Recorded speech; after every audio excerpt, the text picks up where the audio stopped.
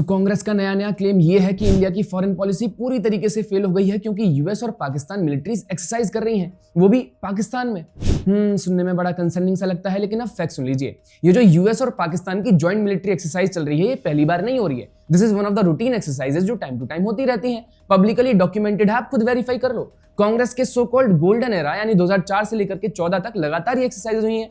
कुछ एग्जांपल्स मैं आपको देता हूं। मई 2008 में यूएस और पाकिस्तान की फोर्सेस मिलिट्री एक्सरसाइज कंप्लीट करती हैं। मार्च 2009 में इनकी नेवीज 10 दिन की एक्सरसाइज अमन कंप्लीट करती हैं। इसके ठीक 2 महीने बाद मई 2009 में फिर से इनकी नेवीज एक्सरसाइज करने लग जाती हैं। इस टाइम पर किसकी सरकार थी भैया? इनके लॉजिक के हिसाब से मनमोहन सिंह और सोनिया गांधी पहले से ही सरेंडर करके बैठे हुए थे। मतलब इनको इतना भी टाइम नहीं है कि नॉर्मल गूगल सर्च करके फैक्ट चेक कर लें।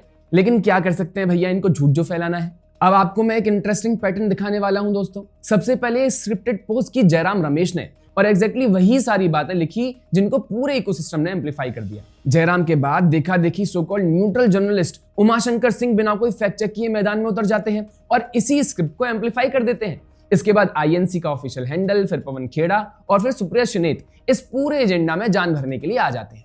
ये वही पैटर्न है जहां एक ही स्क्रिप्ट को ये पूरा का पूरा इकोसिस्टम एम्पलीफाई कर देता है और मुद्दा बना देता है। बट चिंता नॉट, इन जोकर्स के सारे टैक्टिक्स, बेसिक फैक्ट्स और एक गूगल सर्च पर आप तोड़ सकते हो।